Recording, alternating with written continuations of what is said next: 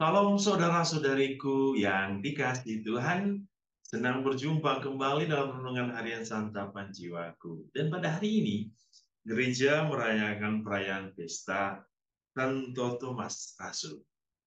Dan mari kita semua boleh belajar dari kehidupan para rasul. Kita boleh mengikuti cara hidup mereka, perjuangan mereka untuk setia, berkomitmen kepada sebuah perjuangan untuk membangun kerajaan Allah melalui kesaksian-kesaksian pewartaan mereka. Hari ini kita akan merenungkan firman Tuhan dari Injil Yohanes bab 20 ayat 24 sampai 29. Mari kita semua mendengarkan firman Tuhan. Inilah Injil suci menurut Yohanes. Pada hari Minggu Paskah, ketika Yesus menampakkan diri kepada murid-muridnya, Thomas, seorang dari ke-12 murid itu yang disebut Didimus, tidak ada bersama-sama mereka ketika Yesus datang ke situ. Maka kata murid-murid yang lain kepadanya, kami telah melihat Tuhan. Tetapi Thomas berkata kepada mereka, sebelum aku melihat bekas paku pada tangannya, dan sebelum aku mencucukkan jariku ke dalam bekas paku itu, dan mencucukkan tanganku ke dalam lambungnya, sekali-kali aku tidak akan percaya. 8 hari kemudian murid-murid Yesus berada kembali dalam rumah itu. Dan Thomas bersama-sama dengan mereka. Sementara pintu-pintu terkunci, Yesus datang dan ia berdiri di tengah-tengah mereka dan berkata, damai sejahtera bagi kamu.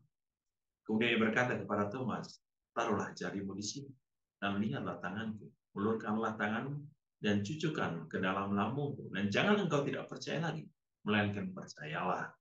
Thomas menjawab dia, ya Tuhanku dan Allahku. Kata Yesus kepadanya, karena engkau telah melihat aku, maka engkau percaya.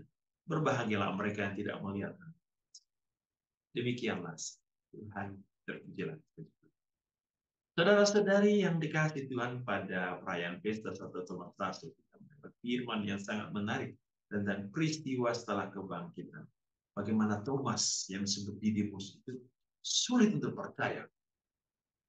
Sulit untuk percaya. Lalu dia membuat sebuah argumen bahwa sebelum aku melihat bekas paku pada tangannya dan sebelum aku mencucukkan jariku dalam bekas paku itu dan mencucukkan tanganku ke dalam lambung, sekali-kali aku tidak percaya. Ya, mungkin ya Thomas ingin pembuktian, Tapi sangat menarik bahwa Yesus itu memberikan sebuah pengalaman iman kepada Thomas. Ini sangat menarik. Yesus kita Allah yang maha luar biasa. Ia memberikan sebuah kisah kepada Thomas. Kisah pertobatan. Ia menyentuh hati Thomas dengan membiarkan Thomas menyentuh apa yang ia menyentuh.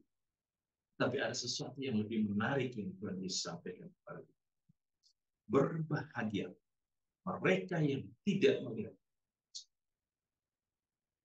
Mungkin kita adalah bagian dari dari komponen orang-orang yang masuk di dalam ungkapan Yesus. Berbahagialah mereka yang tidak melihat namun percaya. Dalam konteks pertama kita tidak melihat Yesus secara langsung, secara kasat mata seperti yang dialami para rasul. Namun tidak percaya. Yang kedua, mungkin kita tidak banyak mendapat mujizat atau mungkin doa-doa kita kurang terkabul. Tapi kita masih setia dan percaya. Kita masih taat.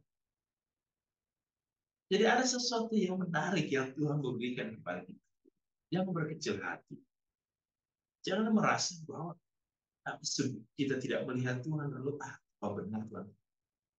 Mungkin karena doa-doa kita belum dikabulkan lalu kita mulai kecewa, putus asa, bimbang. Jangan. Tuhan selalu mempunyai cara tersendiri dalam hidup manusia untuk menyentuh hati, pikiran, jiwa manusia. Yang menjadi hal penting dan pokok dalam hidup kita adalah teruslah berkomitmen, teruslah memberikan Allah sebagai prioritas hidup.